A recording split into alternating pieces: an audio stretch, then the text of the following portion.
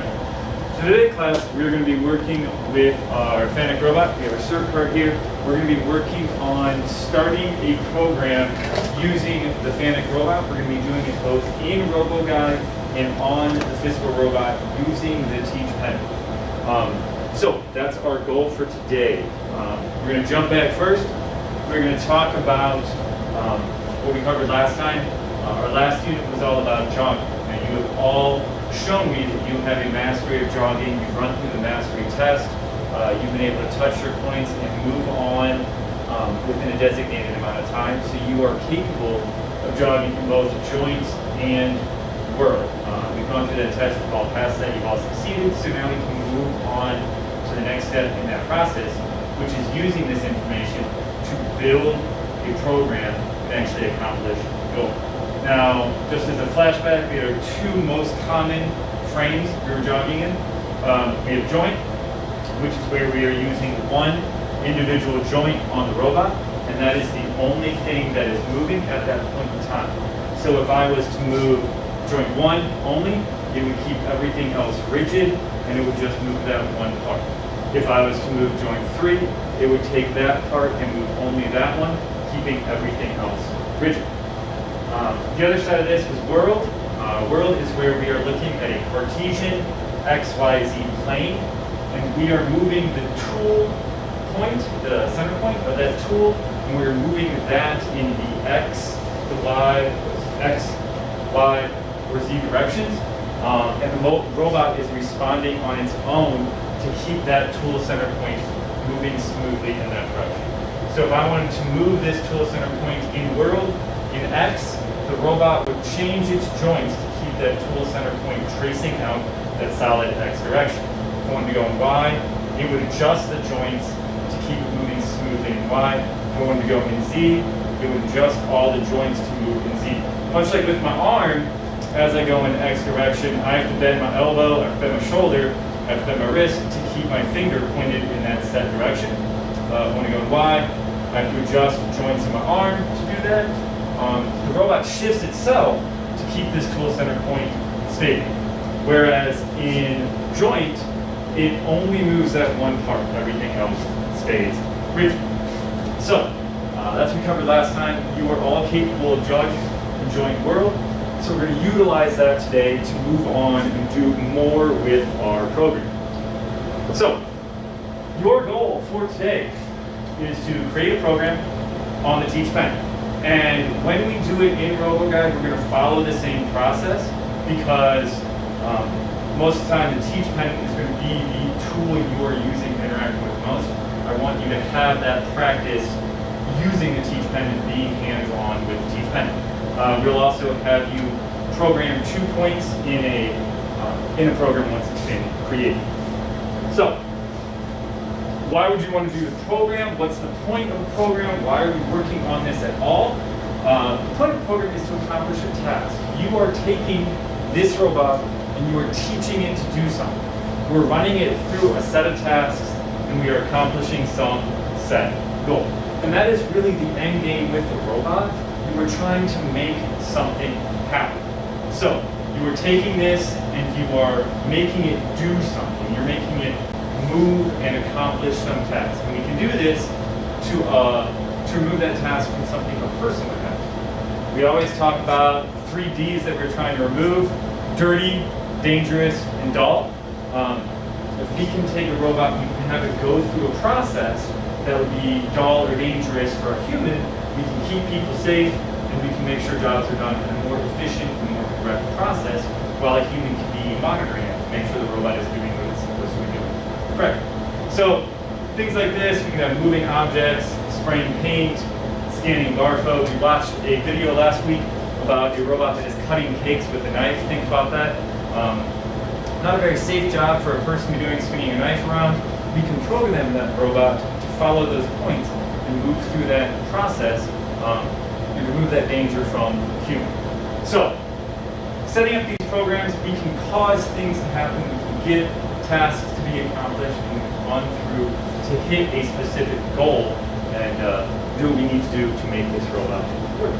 So, First job, you're going to want to open up RoboGuide. Make sure you have that open and get yourself to the screen that I have right here. Again, pop it open. Make sure you're opening up the cert card and make sure you have the Teach Pendant open. Working through the Teach Pendant, it helps show us that we are capable of doing it. And if you got it, yeah, it's working. All right, we're good. We're open. We're getting there. All right, cool. So, as we open this up, again, working with our Teach Pendant will show us both how to do it in RoboGuide. And when we move to the actual robot, you will have the opportunity to do the same thing. It'll be a similar process. It'll follow every step. So, when you're ready, give me a thumbs up. Cool. So, our first step in the process, we are going to come in here and we are going to select. The select button takes us to our list of programs. So when we press select, it reaches our program menu. It takes us to all of the programs. It's easy to remember this as the button you click because you are selecting the program you want, right? So kind of think about it that way. I want to select the program I'm going to use. Now in this case, we're going to pick something new. We're going to actually create something new to use. If I wanted to select a program, I've got my list here. I can scroll through them. I can pick and see what I want. I can jump through them to see what there is. I want to create a new program. So I'm going to click Create, and it should run me to this system. Give me a thumbs up when you're ready. Cool. So now, this is where we can enter our program name. The program name, come back over here, and move us forward. So we can set up our program name. Naming a program, much like naming a person, is very, very important. When you give a program a name, it makes it much easier for you as the technician, as the engineer, to identify what that's going to be used for. If you pick a dumb name or an incorrect name for your program, something that's irrelevant to what you're doing, it's going to make your life and everybody's life harder down the line. So whenever you are picking a program, pick something that relates to what you're trying to do. For instance, if we're moving a box, you could call it box move, right? This also brings up another big point. There's no spaces allowed in here. So I have what's called an underscore here, and we can find that, looks like this, you can find that to separate words. So I'm not putting box move as one big word, I can space it out and separate it and give myself two words there and make it a little bit more clear. If I was going to go paint hood, I could call it paint hood. But this identification point, this naming your program correctly, is going to allow you to later on reach that program quicker. And when we start moving deeper and deeper into RoboGuide, we're going to get into the point where you are calling programs to do something. If you name your program appropriately, then we are going to be able to very easily find it, very easily tie that into another program. So the program we're going to create today, we'll call it Point Touch. So that brings us into another section. We have 3 different ways that you can do this. And we are going to go through how to do it in 2 different ways. We'll do one practice where you're creating this just using the Teach Pendant, and then we'll go through another practice where you are creating it using Robo. And you'll see creating it on RoboGuide can be a little bit easier, but it's a very, very similar process. So we have words, uppercase, lowercase, and options or keyboard as your last of those. Predominantly, you're going to be using the uppercase, lowercase, and the keyboard function to do it.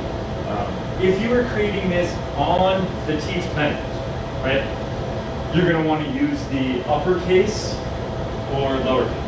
You're going to want to end up typing this in. This gives you the option to type in your name.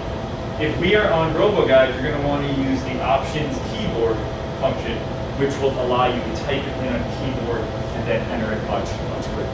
And that is the only real difference, is that when you're typing it on the Teach Pendant, you want to use the letters.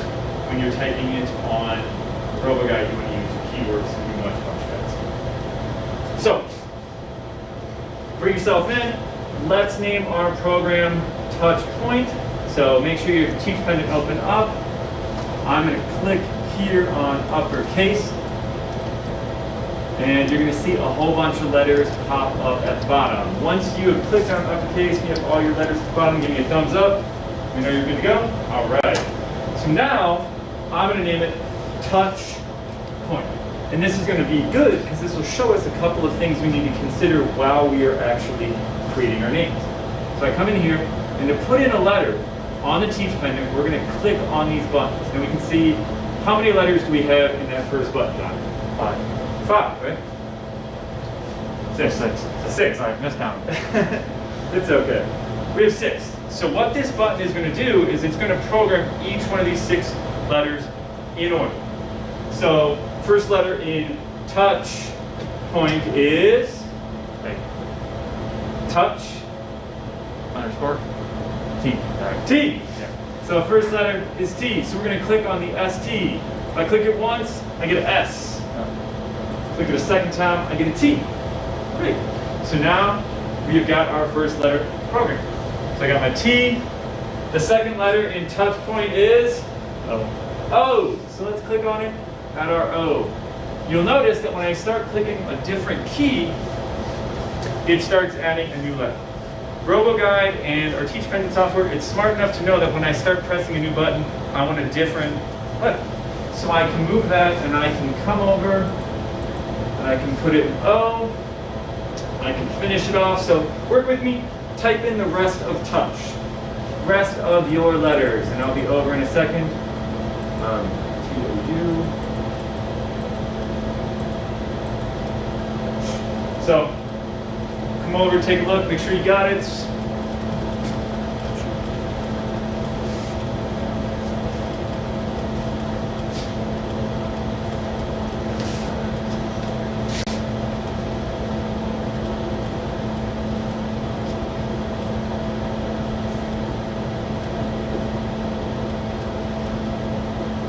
Good. Give me a thumbs up, good? Good, all right. So then we can add in, since we don't have spaces, we have over here Y and Z, then we have that underscore, that at, that star, and a period. We'll click that to get us to the underscore, which looks like a blank space, but that's only because you have your bar at the bottom. Once you get that, now we come into the point where we can enter our second word, point, right? So we start with the P, I click that, I put my P in, okay, cool. So before, we just clicked our next button to add our next letter. Well, the problem here is that O and P are together, so if I hit that again, it takes me to the next letter. So now I gotta go all the way back around and get back to P. When we see that, we need to advance this cursor. And we do that by hitting this little arrow button. Bumps it forward, and it lets us type our next letter. So if you ever run into the point where you have 2 letters on the same key, we have to advance our cursor before to let you move on. So pressing that arrow moves you forward and allows you to then enter the rest of our letters. So I'm going to put points. I'm going to finish writing point. Mr. Jonathan, please do the same thing. Give me a thumbs up when you are ready. I'll be over just to check in a minute.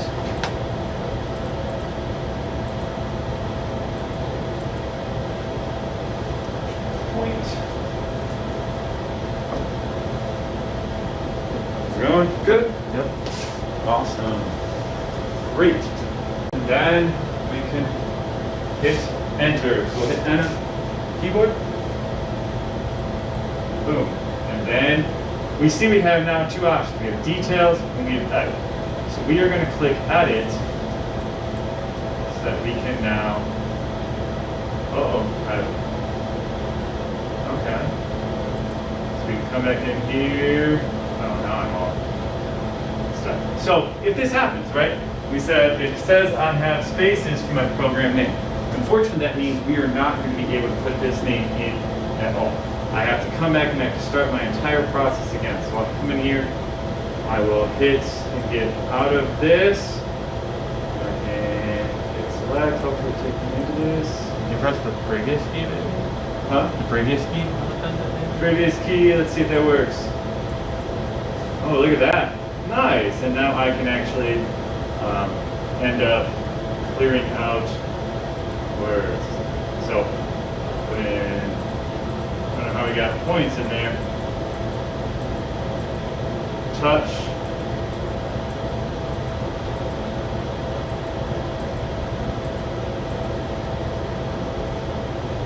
Backspace. Now bring in arrows to bring this in, and backspace, backspace, backspace. See, we'll do it one more time, see if it works. Alright, good. We should be good. We'll hit enter. Now we hit edits. There we go. It takes us to our point is set. So, as we're seeing, if you need to fix a program, you can hit backspace. And this is a great point to look at the idea of when you run into trouble, how do you fix it? One of the big things you need to be working on is thinking about what you see down here, right? So we tried a couple keys, try menu, it didn't work. We tried select, it didn't fix anything. Okay, so what next? How do we come back and try this? Jonathan had a great idea. He said previous, we hit that, it took us back into our program. We start looking at it here, oh, there's backspace. Let's try clicking that and see if that moves backspace over one of my keys. So this is a lot of what we do with the robot is troubleshooting. You're in the learning process. You're not going to know something immediately, but how do you figure out that problem? How do you work through that problem? I hit a problem, and I started looking at what I could do. And though it took me a couple seconds to figure it out, I was able to find the answer by trying a couple different keys and figuring out what needed to be done. And that's one of the biggest parts of programming, is taking that process and moving forward through what we're trying to do. So, Jonathan, we at this point, everything's set. Did you have the trouble with the spaces? Look at you, already better than the teacher. So, we can now come back in here. So we've got our robot set, and this is wonderful. We can select points. Here, click point real quick, and we'll record one of our points. Just pick the first option, just so we have something there. We're gonna now create a program using RoboGuide to show you how much easier it can be, and then we'll add a couple points to that. This is just so we have something in this program, so we can come back to it and use it later on. So, all right, we are now gonna do the same process using RoboGuide. So we'll come back in, hit select, because that takes us to our programs. Now we have the program touch point in there, so we don't want to use that name again. We need to come up with a unique name. You can't have a name in there twice. It will confuse the program. We don't want to work with that. So we'll come in here, we'll follow the same process. You hit create, and now we can hit options and keyboard, and then we can hit keyboard again, and it will bring up this software keyboard. If we have an external keyboard connected to our system, you can type your name. And this is why I say if we're doing it in RoboGuide, it becomes much, much easier, because you can just type the words you want instead of having to click through your buttons. So instead of calling that touch point, let's call it starter. Let's call it first program. So go first underscore. Did you follow the same process? You still cannot have spaces. Here it makes it easier to do upper and lowercase. You can do all lowercase, you can do all uppercase. The choice is yours. Again, you must have that little underscore there. You cannot have a space in your program. We can hit enter when you're done, and it fills it all in for us. So we can see how much easier and quicker it is. So if you have the option to create the program in RoboGuide, it will make your life a little easier and a little quicker when you're going through. Follow the same process, we will hit edit, and it takes us in to start recording points in our program. So now that we have our program set up, we can start recording points. So this right here, when we click that point button, it will add a point to our program. So we can add different points, but we want to be at the place where we're going to add that point. our program. So we want to take our robots and we want to move our robot around so we can see where it's going. So I'm going to drive it a little bit in joint. I'm going to move it over here and I'm going to bring it up. Bring it up a little bit. There we go. Look at that. And I'm going to record my first point. So I can hit point and I can add that point to my program. All right. So then we would take the robot, we can jog it to our next point and record our next point. So we will move a little over. Let's go direction. We can record that as our second point. So when I get to that point and I'm at the place where I want to be, we can hit the point again. And that will record it as a new. Every time that we have one of these numbers, we are recording a different, unique individual point. We'll get to that later, what those mean and how you can bring those back into the program. But the point here is to just put a couple points in your program so you have something to save. You can come back to it at a later time. So from here, Jonathan, I'm going to have you come with me. We're going to move over to the robot and we'll get you to start a program in the robot on the actual teach pendant, and we'll have you drive and record 2 points. Okay. So let's move over to the robot here. All right, Jonathan. So you can come on over here. We can see we have our program. We are already on our program menu. So I'm going to have you take this. So you're going to want to first hit create. And then let's name your program. So let's call it program 1. Well, actually let's call it new program.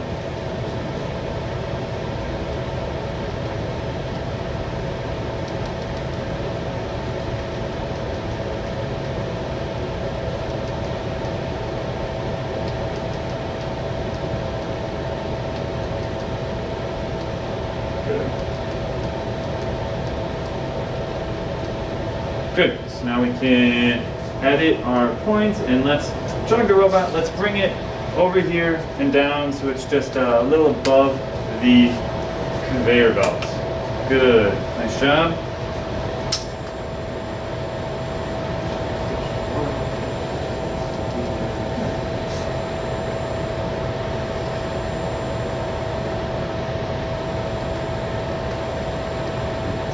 Back. Good. Drop it down a little bit so you can stop there. And let's record that point. So remember, once we get to where we want to be, we want to hit the point button and that will record that point. So now let's try and bring it up and bring it back to where it was over top of this button.